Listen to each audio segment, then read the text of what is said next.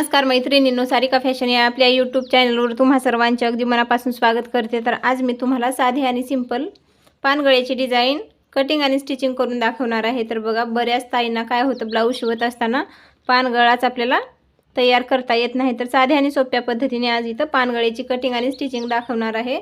तर इथं बघा, गळा रुंदी घ्यायची आहे आपल्याला 2.5 इंच आणि गळ्याची उंची घ्यायची आहे 9 इंच। आडव्यामध्ये इथं घ्यायचा आहे 2.5 इंच आणि हा बॉक्स इथं तयार करून घ्यायचा आहे। तर यामधून आपल्याला गळ्याला आकार द्यायचा आहे। तर गळ्याला आकार देऊन पानगळ्याची कटिंग आणि स्टिचिंग साध्या आणि सोप्या पद्धतीने तुम्हाला करून दाखवणार आहे। तर इथं काय करायचं आहे बघा, वरून इथून थोडंसं आतमध्ये गळा घ्यायचा आहे। बघा, थोडंसं आतल्या बाजूला येऊ द्यायचं आहे, पुन्हा इथं बाहेरच्या साईडला जाऊ द्यायचं आहे।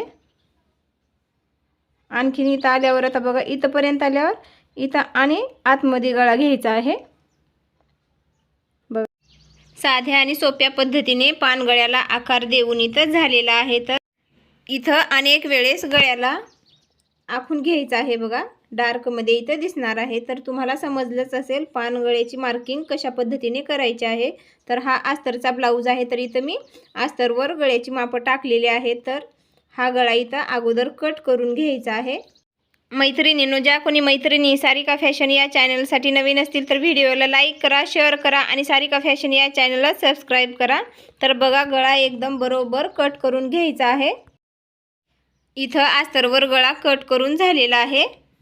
तर जशी गळ्याची मार्किंग केली होती त्याच पद्धतीने इथं गळा कट केलेला आहे। बघा, किती छान गळा कट करून झालेला आहे।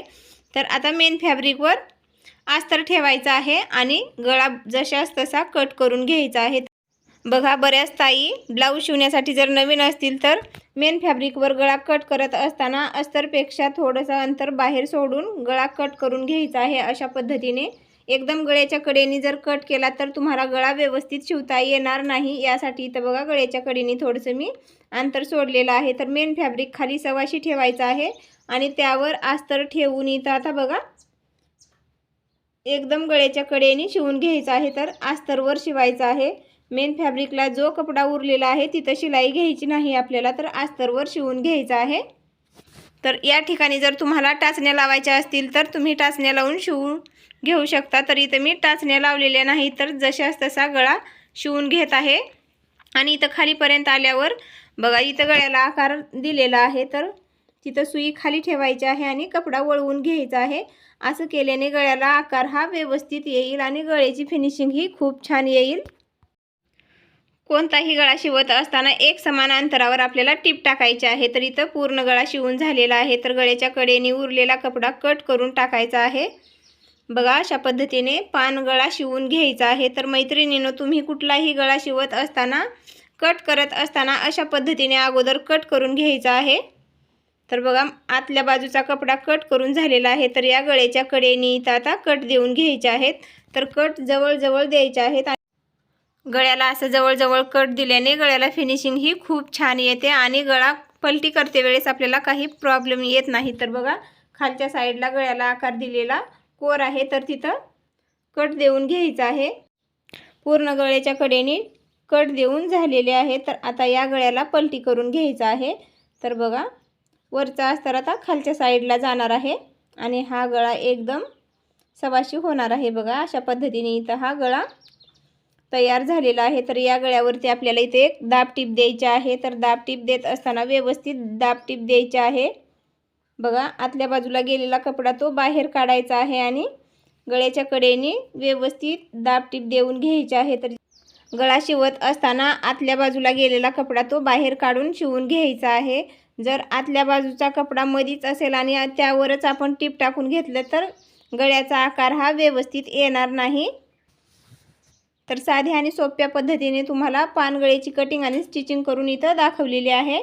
तर बघा, पूर्ण गळा शिवून झालेला आहे। तर किती छान गळा इथं शिवून तयार झालेला आहे। तर साईडने अस्तर जोडायचा आहे।